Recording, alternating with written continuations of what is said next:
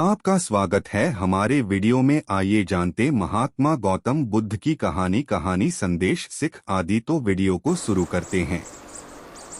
गौतम बुद्ध की जीवन कथा। गौतम बुद्ध न ही इस जगत के निर्माता थे और न ही कोई भगवान। महात्मा बुद्ध का कहना था कि इस सृष्टि का कोई भी व्यक्ति इस बुद्धत्व को प्राप्त कर सकता है।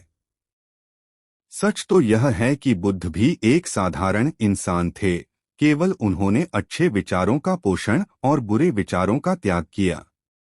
आइए जानते हैं उनके जीवन के बारे में। गौतम बुद्ध की जीवन कथा। नाम गौतम बुद्ध। जन्म 563 ईसा पूर्व। जन्म स्थान लुम्बिनी, कपिलवस्तु, नेपाल। बचपन का नाम सिद्धार्थ। पिता शुद्धोधन, माता माया देवी। सिद्धार्थ का अर्थ जिसका जन्म सिद्धि प्राप्ति के लिए हुआ होए। महात्मा बुद्ध का जन्म 563 ईसा पूर्व लुम्बिनी, कपिलवस्तु में हुआ था, जो कि नेपाल में स्थित है। उस समय पर भारत को जम्बूद्वीप के नाम से भी जाना जाता था। महात्मा बुद्ध का जन्म शाक्य वंश में हुआ था, जो कि रोहिणी नदी के किनारे स्थित है। उनकी माता का नाम माया देवी था और पिता का नाम शुद्धोधन था। नन्हे बालक का भविष्य जानने के उद्देश्य से कुछ साधुओं को और विद्वानों को बुलाया गया। उन्होंने कहा किया तो यह बालक चक्रवर्ती सम्राट होगा और पृथ्वी पर राज करेगा या बुद्ध होगा। उन्होंने यह भी कहा कि इस बालक ने मनुष्य कल्याण के लिए ही जन्म लिया है।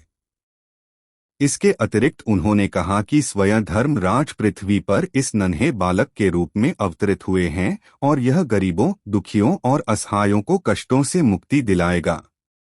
विद्वानों और ब्राह्मणों ने बालक का नाम सिद्धार्थ रखा, जिसका अर्थ है वह बालक जिसका जन्म सिद्धि प्राप्ति के लिए हुआ हो।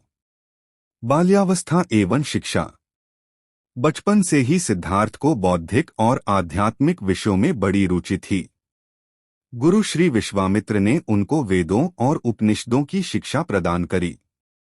उन्होंने राज्यसभा की बैठकों में शामिल होकर शासन कला की शिक्षा ग्रहण करी। गौतम बुद्ध, सिद्धार्थ बाकी सभी बच्चों की तरह चंचल नहीं थे। वे बाकियों की तरह शरारत नहीं करते थे। वे वृक्ष के नीचे बैठकर दुनिया की चिंता किया करते थे। उनके पिता शुद्धोधन को सदैव ही सिद्धार्थ के गृहस्थ जीवन को त्याग देने की बात सताया करती थी। सिद्धार्थ गृहस्थ जीवन ना त्यागे, इसलिए उनके पिता ने महल में तमाम सुख सुविधाएं उपलब्ध कराई, जिससे उनका इन सब सुखों को छोड़ने का मन ना करे। विवाह। 547 ईसा पूर्व 16 वर्षीय सिद्धार्थ का विवाह राजकुमारी यशोधरा से हुआ।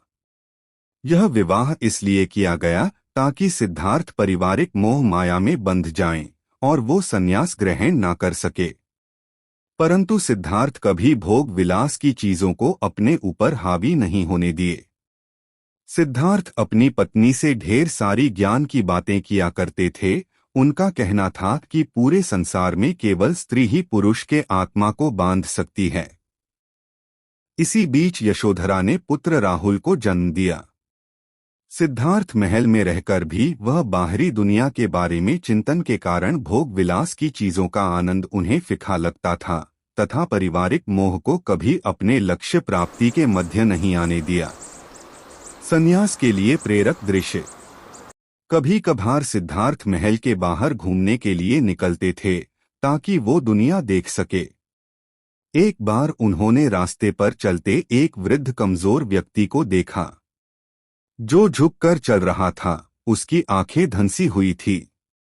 यह दृश्य सिद्धार्थ के मन को काफी विचलित करने वाला था। इससे उन्हें दुनिया की दुखों का अंदाजा हो गया। फिर उन्होंने एक बीमार व्यक्ति को देखा जो दर्द के कारण चिल्ला रहा था। उसके शरीर कांप रहे थे। तब उन्होंने रोग क्या होता है इसे जाना। इस दृश्य से वह काफी दुखी हुए। उन्हें सभी भोग विलास की चीजें व्यर्थ लगने लगी।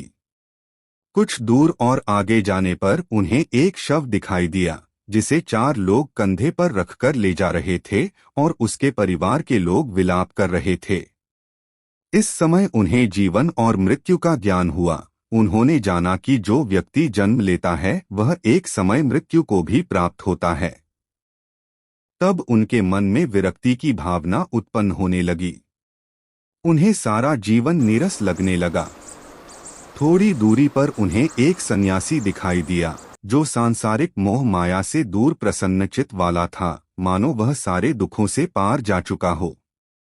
इस दृश्य को देखकर सिद्धार्थ ने संकल्प लिया कि वह इस मोह माया को त्याग कर संन्यास ग्रहण करेंगे।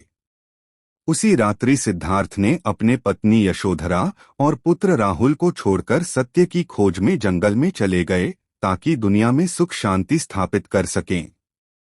ज्ञान की प्राप्ति। सिद्धार्थ परम सत्य और शांति की खोज में गया के समीप उर्विल के जंगलों में पहुंच गए। वहां उन्होंने 6 साल तक कठोर तपस्या की, परंतु उन्हें ज्ञान की प्राप्ति नहीं हुई। तपस्या के दौरान उनका तेजस्वी शरीर नरकंकाल बन गया, मानो मृत्यु उनके समीप हो। तभी जंगल के पास रहने वाले चरवाहे की बेटी सुजाता ने सिद्धार्थ को खीर खिलाई, जिससे उनके शरीर की खोई हुई शक्ति का वापस संचार हुआ। फिर सिद्धार्थ ने कठोर तपस्या का मार्ग त्यागने का निर्णय किया। 528 ईसा पूर्व पूर्णिमा की रात 35 वर्षीय सिद्धार्थ को पीपल के पेड़ के नीचे ज्ञान की प्राप्ति हुई। उस पीपल के वृक्ष को बोधि वृक्ष के नाम से जाना जाने लगा तथा गया में स्थित इस स्थान को बोध गया के नाम से जाना जाने लगा। महात्मा बुद्ध के उपदेश। महात्मा बुद्ध का उपदेश मानव जाति के हित के लिए था। उन्होंने अपना पहला उपदेश सारनाथ में दिया तथा वहां 5 मित्रों को अपना अनुयायी बनाया तथा उन्हें भी धर्म के प्रचार के लिए भेज दिया। महात्मा बुद्ध ने सभी दुखों के कारण और निवारण के लिए अष्टांगिक मार्ग बताया तथा तृष्णा, इच्छा या आकांक्षा को सभी दुखों का कारण बताया। महात्मा बुद्ध ने अहिंसा का समर्थन किया, पशु हत्या का विरोध भी किया। मृत्यु। महात्मा बुद्ध ने 483 ईसा पूर्व 80 वर्ष की आयु में अपने नश्वर शरीर को त्याग दिया और परमात्मा में विलीन हो गए। ज्ञान प्राप्ति के बाद का संपूर्ण जीवन इन्होंने मानव कल्याण के लिए लगाया। यह ज्ञान को केवल अपने तक सीमित नहीं रखना चाहते थे, इसी कारण उन्होंने अनेकों उपदेश दिए तथा अपने ज्ञान को अमर कर दिया। निष्कर्ष। गौतम बुद्ध न ही इस जगत के निर्माता थे और न ही कोई भगवान। महात्मा बुद्ध का कहना था कि इस सृष्टि का कोई भी व्यक्ति इस बुद्धत्व को प्राप्त कर सकता है। सच तो यह है कि बुद्ध भी एक साधारण इंसान थे, केवल उन्होंने अच्छे विचारों का पोषण और बुरे विचारों का त्याग किया। उन्होंने लोगों के जीवन में सुख शांति और कष्टों से मुक्ति के लिए अपने सभी सुख सुविधाओं और जीवन के आनंद को क्षण भर में त्याग दिया। इस त्याग, दृढ़ संकल्प और आत्मसमर्पण ने सिद्धार्थ को महात्मा बुद्ध बना दिया। इस सृष्टि पर महात्मा गौतम बुद्ध मानवता और मानव जाति के उन्नति की पराकाष्ठा, उच्चतम अवस्था है।